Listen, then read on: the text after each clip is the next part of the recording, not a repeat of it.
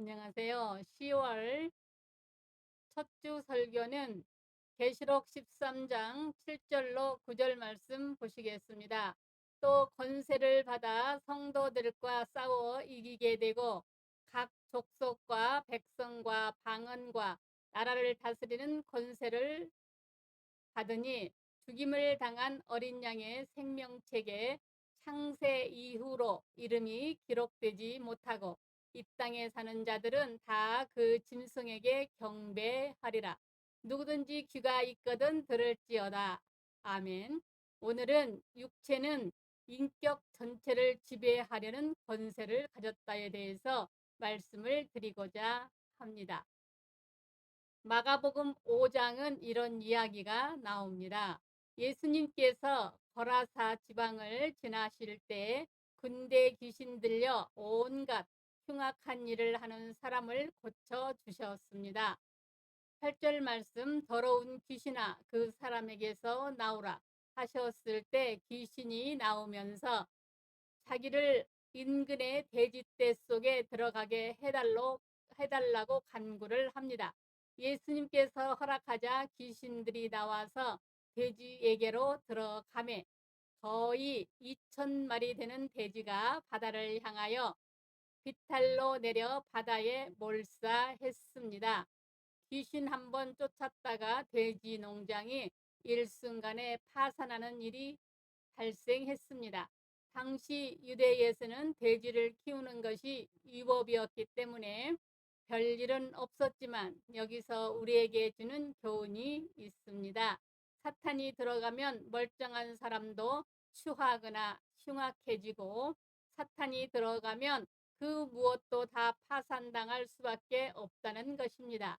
우리도 이 땅에 사는 날까지는 사탄의 시험을 당할 수도 있는데 겁이 깊이 당하면 어떤 짐승이 되고 괴물이 될지 그리고 어떻게 파산할지 그것은 아무도 모릅니다. 그러므로 하나님께서 지켜주신다고 하신 말씀을 믿고 기도하며 하나님을 가까이 하는 방법밖에는 없습니다. 그러므로 육신의 권세란 그 권세는 성도를 늘 시험에 빠뜨리게 하는 권세입니다. 7절 또 권세를 받아 성도들과 싸워 이기게 되고 여기 짐승이 성도를 이긴다고 했는데 세대주의적인 해석으로 보면 참으로 불길한 구절이 아닐 수 없습니다. 마지막 시대에 성도들이 짐승에게 박해를 받게 될 것이라는 근거를 제공하고 있기 때문입니다. 그래서 로마서 8장 12절로 13절에 그러므로 형제들아 우리가 빚진 자로 돼 육신에게 져서 육신대로 살 것이 아니라 너희가 육신대로 살면 반드시 죽을 것이로되 영으로서 몸의 행실을 죽이면 살리라 했습니다. 육신에게 질 때가 있다는 말입니다. 그러므로 신령한 사람이 되기 전에는 육신에게 지며 삽니다. 그래서 우리가 제일 두려워해야 할 것이 육신입니다. 바울처럼 이룬 사람도 교만하지 않도록 육체에 가시가 있었던 것도 그 때문입니다. 이 가시가 없다면 이미 육신이 이겼을지도 모릅니다. 고린도 교회가 그랬습니다. 성경은 그들을 성도라고 부릅니다.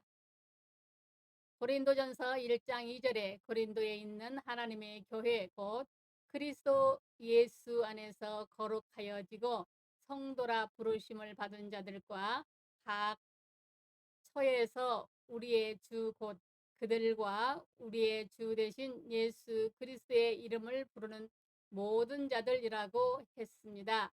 이 성도라는 고린도 교회들 얼마나 문제가 많았으며 육신에 적겠습니까? 그래서 고린도전서 2장 14절로 3장 2절에서 영에 속한 사람, 육에 속한 사람 두 종류의 사람이 으로 나누고 아직 너희들은 육신에 속한 사람들이라고 책망했습니다. 고린도전서 3장 3절에서는 너희는 아직도 육신에 속한 자로다. 너희 가운데 시기와 분쟁이 있으니 어찌 육신에 속하여 사람을 따라 행함이 아니리요 책망했습니다. 고린도 교인들은 예수를 구주로 믿고 체험도 많이 한 성도였지만 육신 따라서 행하는 자가 많았으므로 늘 육체에 졌습니다. 그러므로 성도라고 해서 완전해진 것은 아닙니다. 체험이 많다고 온전해진 것도 아닙니다. 정말 새롭게 변화되었다고 해서 언제까지나 그렇다는 것도 아닙니다. 섰다 하는 자는 넘어질까 조심하라. 방심하면 넘어집니다. 그러므로 우리가 육신의 장막을 벗고 하나님 나라에 갈 때까지 항상 근신해야 합니다. 그래서 베드로는 베드로전서 1장 17절에 외모로 보시지 않고 각 사람의 행위대로 판단하시는 이를 너희가 아버지라 부른즉 너희가 나그네로 있을 때를 두려워함으로 지내라고 했고 2장 11절에서는 사랑하는 자들아 나그네와 행인 같은 너희를 권하노니 영혼을 거슬려 싸우는 육체의 정욕을 제어하라 말씀했습니다. 육체는 인격 전체를 지배하려는 권세를 가졌습니다. 하반절 각 족속과 백성과 방언과 나라를 다스리는 권세를 받으니 문자적으로는 통합된 막강한 국가의 권세를 말합니다.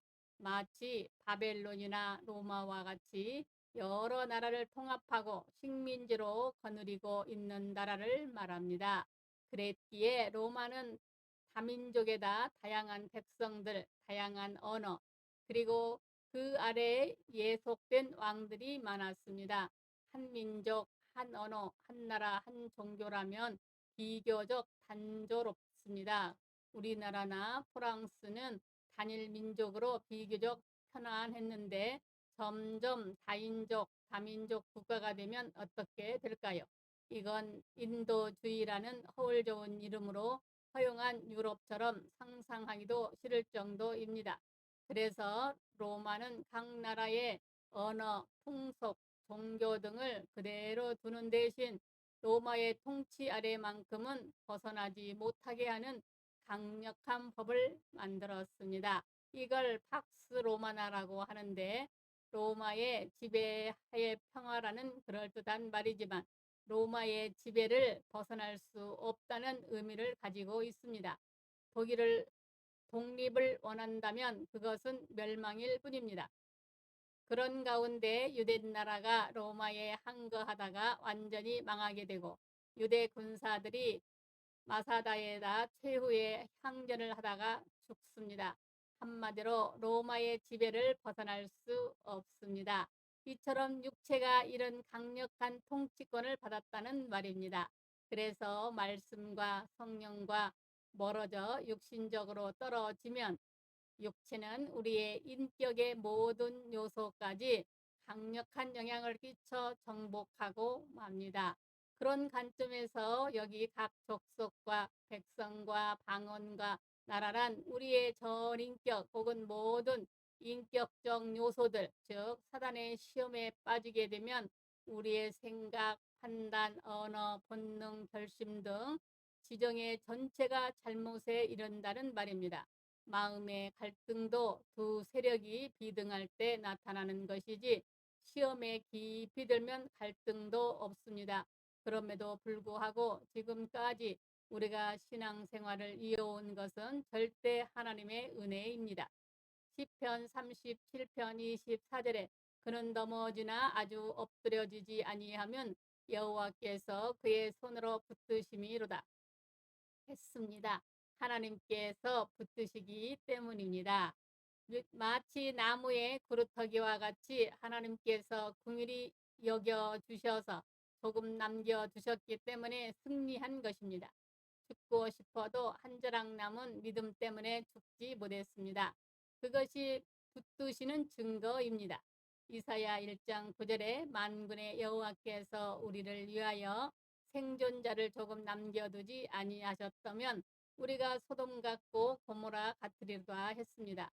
이런 붙드심이 계시기에 주님을 사랑할 뿐 아니라 지금까지 그리고 앞으로도 영원히 주님을 배반할 수 없는 것입니다. 그런데 육신에 속하지 않을 예의가 있습니다. 8절로 9절 죽임을 당한 어린 양의 생명책에 창세 이후로 이름이 기록되지 못하고 이 땅에 사는 자들은 다 그 짐승에게 경배하리라. 누구든지 귀가 있거든 들을지어다. 여기 8절로 9절은 짐승에게 경배할 자가 누구일지 말씀합니다. 그런데 여기에 중요한 힌트가 있습니다. 짐승에게 경배하지 않을 자가 우회적으로 알려주고 있습니다. 즉 죽임을 당한 어린 양의 생명책에 이름이 기록된 사람들은 짐승에게 경배하지 않는다는 것입니다. 그러므로 누구든지 귀가 있거든 들으라는 말씀으로 주의를 환기시켜 줍니다. 그 힌트는 몇 가지인데 먼저 죽임을 당한 어린 양이란 말씀에서 우리는 그리스도와 함께 죽은 자라면 즉 예수와 함께 죽임을 믿는 자는 이길 수 있다는 힌트를 말합니다. 그래서 갈라디아서 5장 24절에 그리스도 예수의 사람들은 육체와 함께 그 정과 욕심을 십자가에 못 박았느니라 했습니다. 다음은 농명되지 못한 자들이 짐승을 경배했다는 데서 거듭난다면 이길 수 있음을 깨닫게 합니다. 왜냐하면 요한일서 5장 4절에 대저 하나님께로서 난 자마다 세상을 이기느니라. 아멘. 5장 18절에도 하나님께로부터 난 자는 다 범죄하지 아니하는 줄을 우리가 아노라. 하나님께로부터 나신 자가 그를 지키심에 약한 자가 그를 만지지도 못하느니라 하셨기 때문입니다. 하나님께서 주신 생명은 이기는 생명이기 때문입니다. 아멘. 우리는 이런 이기는 생명을 가지고 있으므로 더욱 복음 안에서 성장해 가야 합니다. 다음은 땅에 사는 자가 경배했다는 점에서 하늘에 속한 자는 이길 수 있다는 힌트가 있습니다. 그래서 골로새서 3장 2절로 3절에 위의 것을 생각하고 땅의 것을 생각하지 말라. 이는 너희가 죽었고 너희 생명이 그리스도와 함께 하나님 안에 감추었음이니라. 그러므로 육에 속한 자는 다 짐승을 경배한다는 것입니다. 그러나 영에 속하면 경배하지 않게 됩니다. 그리고 창세 이후라는 언급에서도 그런 힌트가 나타납니다. 창세 이후는 다 경배하니까 성도는 창세 이전에 택함 받은 자입니다. 그러니까 만세전에 하나님께서 택하신 자들은 이긴다는 말입니다. 그래서 계시록 17장 14절에 그들이 어린 양과 더불어 싸우려니와 어린 양은 만주의 주시요 만왕의 왕이심으로 그들을 이기실 터이요 또 그와 함께 있는 자들 곧 부르심을 받고 택하심을 받은 진실한 자들도 이기리로다 했습니다. 그러니까 예수 믿고 구원받아 늘 하나님을 경배하여 성령으로 늘 충만할 때 우리 육신까지도 통제해 나갈 수 있는 절제와 은사가 나타난다는 말입니다. 사랑하는 여러분, 예수님은 우리와 같은 육체를 가지셨지만 승리하셨습니다. 아멘.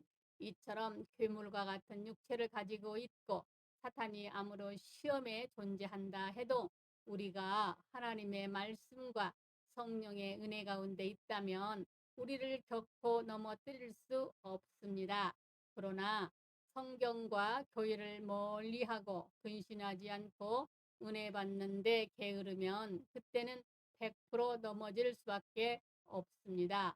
그러므로 우리 모두 항상 근신하여 깨어 기도함으로 사단의 시험 다 물리치고 성령의 은혜 따라 신령한 사람으로 온전히 살아갈 수 있는 성도들이 다 되시기 바랍니다. 감사합니다. 우리 주 예수 그리스도의 이름으로 사랑하고 축복합니다. 아멘.